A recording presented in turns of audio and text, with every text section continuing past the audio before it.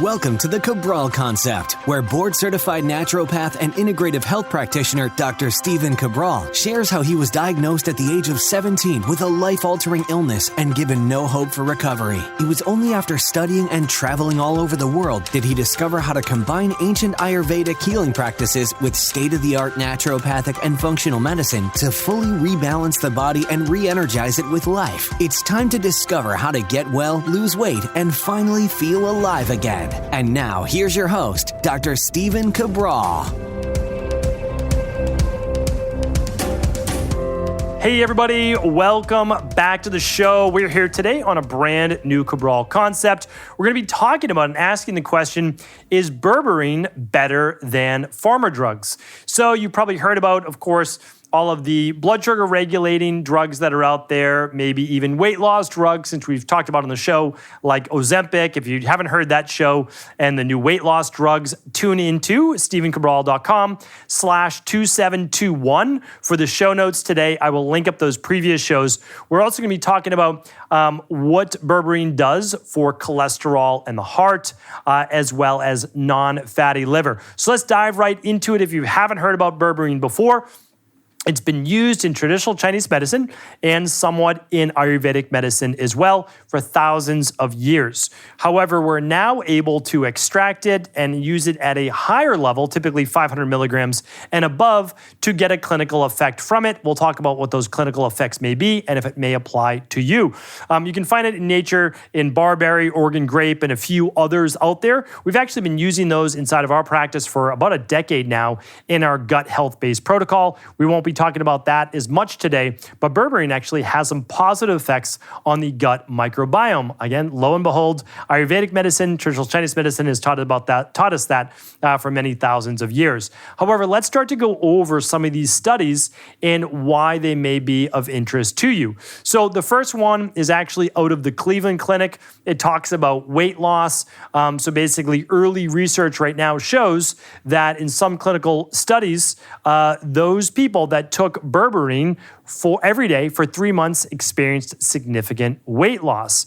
So reason is that it has an impact on insulin and glucose. So remember, like, these aren't magic pills. Even if it does come from nature and again synthesized in a lab, it's not magic. What we have to understand is the body becomes imbalanced through certain homeostatic regulating principles. So what I mean by that is that if your body has normal regulation of blood sugar, you're probably not going to get as great of effect as berberine, right? So like if you do have insulin resistance, that means when you eat certain carbohydrates or even high protein-based foods and you get a spike in blood sugar, your cells are not as receptive, the cell receptors are not as open to taking in the glucose into the cell. Now the cell still needs glucose, right? It still needs it, still wants it, but it's not able to take it in. Those cell receptors are shut off. So what happens is the pancreas begins to produce more insulin because it keeps getting the signals from the cell that the cells need the glucose to take it in. It's in the bloodstream, but it can't. So it produces more and more insulin. Eventually, one could get type 2 diabetes. So what berberine actually does is it helps with that insulin sensitivity. It allows the cells to reuptake or uptake glucose from the blood as it normally would. That's why carbohydrates aren't the enemy. The enemy is not understanding and looking at the underlying root cause, which is not your fault. But if you go to your doctor and they're just prescribing medications without looking at the underlying root cause, it's not helping you in the long run. They're obviously not trying to hurt you, they're trying to help you, but what they're overlooking is the root cause as to why you became insulin resistant in the first place. So really important that looks at this. Berberine is starting to be referred to as nature's Ozempic. It's nature's weight loss drug. I would go easy there. There's many reasons why people gain weight. We formulated something that's been around now for a couple of years. It's on over 25 scientific studies. It's used by people all over the world. And it looks at all the different reasons for weight gain. I'm not saying you should purchase the product, but look into all the different reasons of weight gain. I have a podcast on that. Obviously, it's completely free. I'll link that up today at stephencabral.com/2721. And the product, and this, it's actually a system called Fatlocity. So a wild name, but a scientifically based study. And so you can find that as well, stephencabral.com/Fatlocity as well. Again, just look into all the different reasons for weight gain before beginning to use anything to help with that weight loss based reduction. Because again, you want to know the underlying root cause. All right, now let's talk about berberine used for high cholesterol, okay?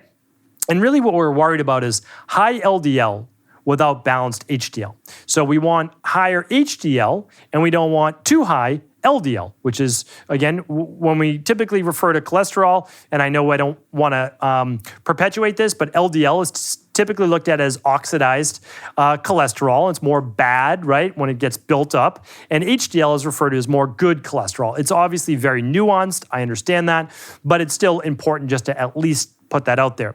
So there was a 6-month study done.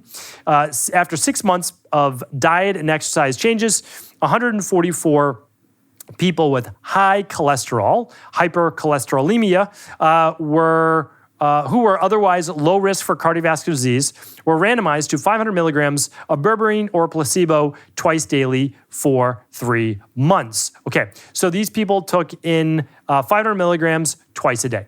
So then it was followed by 2 months of a washout consisting of only diet and exercise, and then an additional 3 months of berberine or the placebo. Here's what they found.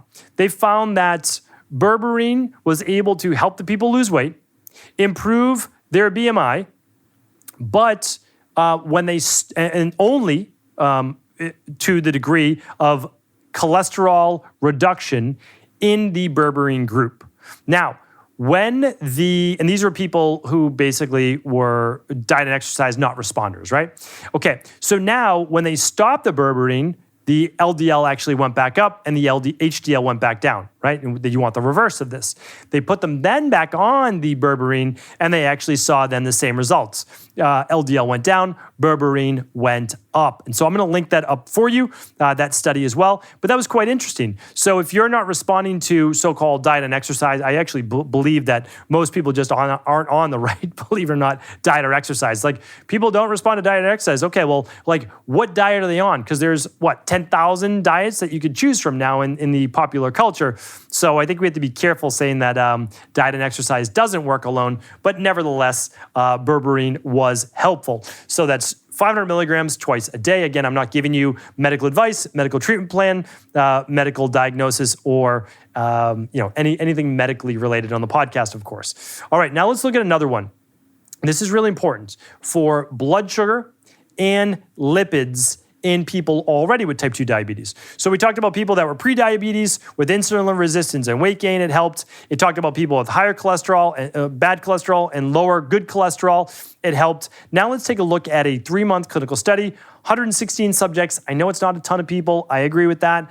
With type 2 diabetes and dyslipidemia, so typically higher LDL, lower HDL, maybe even high triglycerides. That was not stated though. They received, again, 500 milligrams twice a day or 1 gram, which is the same thing, of berberine daily or a placebo. Statistically significant decreases were seen in the berberine group in fasting and postprandial glucose levels, hemoglobin A1C, triglycerides, and total and LDL cholesterol. There you go. Triglycerides were tested as well. All right, this is really interesting. So what does this mean? So basically, they gave a group of people with type 2 diabetes and dysregulated lipids. So they had high LDL and they even had high triglycerides, which is a little something different produced by the liver. Not ideal though. You don't want to produce high levels of triglycerides. Typically, you don't want to produce over 90 on a blood work, but we try to keep people around 75, maybe even a little bit less. Okay, so let's take a look at this. Hemoglobin A1C is basically the status of glucose averaged over 3 months, and we're talking about then total cholesterol and LDL. And fasting glucose is a really important marker. You should be below, ideally, at 95, but definitely for type 2 diabetes, below a 126. Postprandial glucose is how high your blood sugar gets after a meal. Now, with 1 gram of berberine, it improved all of those levels. LDL cholesterol, total cholesterol, triglycerides, hemoglobin A1C, and glucose. So it basically lowered all 5 of those. Pretty impressive, right? So again, I always say look for the underlying root cause, but in this case, maybe look towards berberine as well as a supplemental adjunct while you're working on finding the underlying root cause, and then I think you can reduce your berberine and or come off of it. All right, another 3-month study. This time, again, only 36 people. I know it's small, but I still want to bring you the actual research.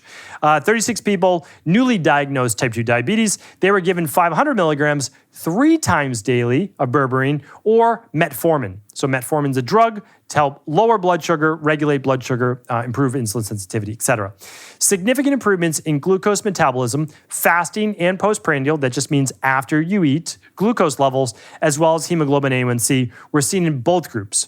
Berberine resulted in a decrease of hemoglobin A1C of about 9.47, plus or minus 0.65, to 7.48. While berberine was more effective than metformin at decreasing total cholesterol. Pretty impressive, right? So when we're looking at what could be a possible solution, again, I'm not giving you medical advice, but if you're someone using metformin or you're using one of these other weight loss drugs like Ozempic, you may want to look at more of a natural substance first, such as berberine. Again, not giving you any medical advice. You want to talk to your medical doctor as well as maybe your natural health practitioner, but it's worth exploring. For lowering cholesterol, right, that would be more of a statin. For weight loss, that would be more something like Ozempic or the other weight loss drugs now in that category, or something like metformin for blood sugar regulating. Again, not giving you medical advice, but worth exploring. This one was 1,500 milligrams, 500 milligrams 3 times a day. The side effects typically for berberine are nausea or cramping or gas or bloating. It's typically a digestive-based issue. But pregnant women, nursing women should not use berberine. I just want to state that as well. There can be some side effects with the unborn child. So hopefully this was helpful. I'm going to link up all 5 of those clinical studies here today. Just head on over to stevencabral.com/2721 for the 3 big takeaways, plus the 5 studies. I can't link up any different supplemental berberine. That's illegal when talking about diseases on a podcast. But I know that you'll be able to find berberine, and everything that I recommend in my practice is simply at stevencabral.com/shop. Hopefully that's helpful. Take care, everybody. Have an amazing rest of the day.